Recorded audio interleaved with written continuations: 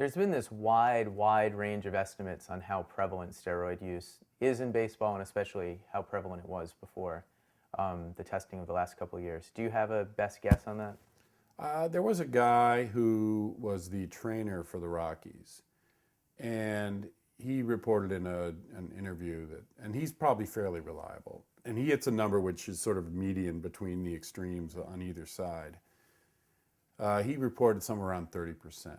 So before testing really kicked in, he says 30%. I think that's probably the fairest estimate I've heard.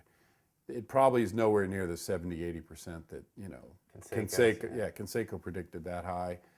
When Major League Baseball first did testing, they showed it was about 5%.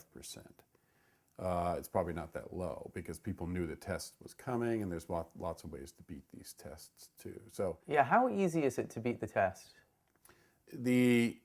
The general rule here is that the athletes and the chemists who help the athletes, the coaches and doctors, are always a step or two ahead of any of the testers. But your general sense is right now, if you're a Major League Baseball player who wants to take steroids, you can find a way to do it. I think that's true.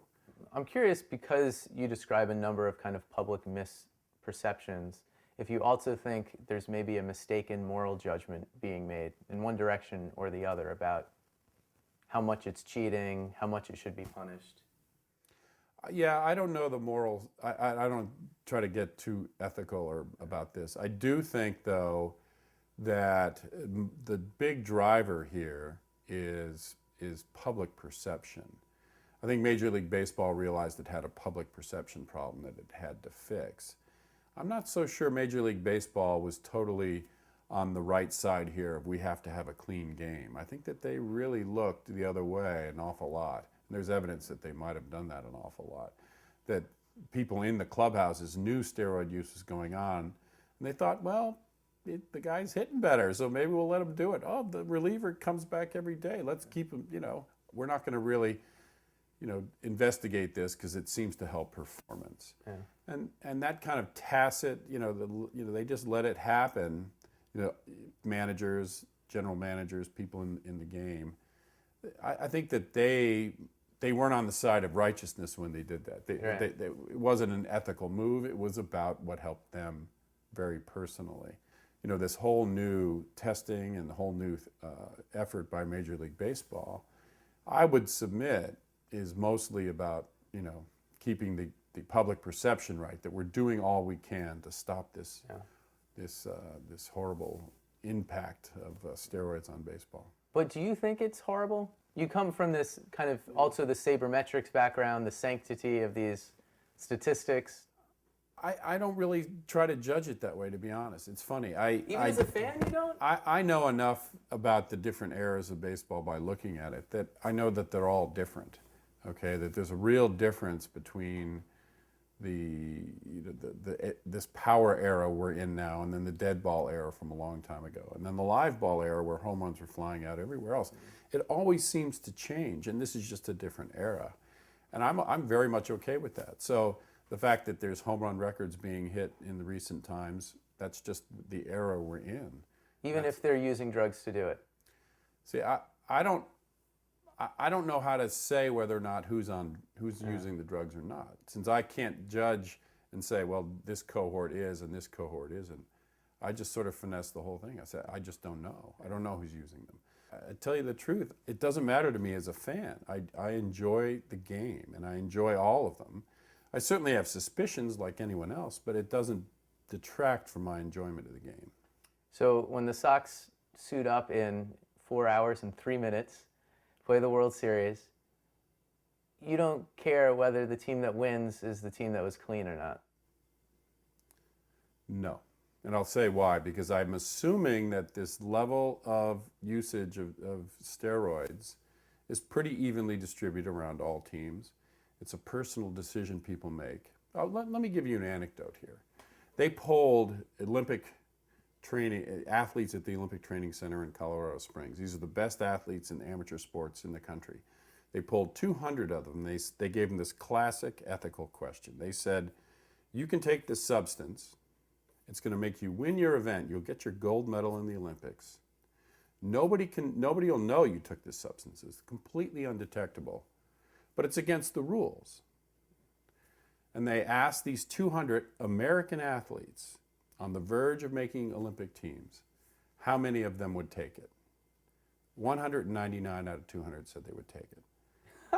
So Wow. This is an example of people on the edge of being the best that they can be and meeting their goals. Okay, so that's the context of people in professional baseball who would potentially compromise their own ethics, like, break the rules to do something. They spun that question, 200 American athletes, Olympic Training Center, take a substance, it'll make you win your gold medal, it's undetectable, but you'll die in 5 years. And it's against the rules. 99 out of 200 said they would take it. And part of what you're saying is the bargain isn't that they'll die in 5 years because the effects aren't that bad. If you're smart about steroid usage, it's pretty clear, and then this is all from the clinical studies that have been approved by university human use committees. People's, the symptoms that they get, the physiological and potentially psychological symptoms people get while they do these steroid studies go back to normal. So low dose steroid usage seems to not have too much of any permanent side effects. Now, granted, no one's really done long-term studies to see if there's anything accumulating here. But the other piece we know is that people are not dying left and right from taking steroids. I mean, that's just true. Yeah, what about Jason Giambi? Yeah. What about him? If we take as a premise that he took steroids, which he's come as close as anyone to admitting, Yeah. And then he got ill, is there a connection there? Potentially. But it sounded like he had some kind of it sounded like he had some kind of neural problem. Which probably is unrelated or could be, impossible to say. There really is no connection between brain cancer and steroid usage. Out there in the anecdotal world, when they poll people who admit to taking steroids, they have other diseases. They don't have brain cancer. Now, it's a wide open world about the cause and effect of these things.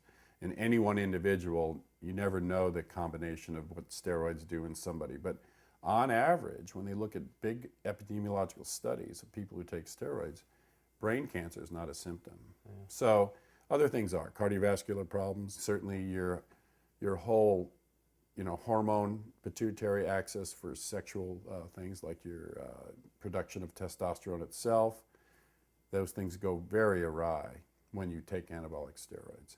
And the more you take them, the worse I'm sure it would get, the more dose and the more length of time.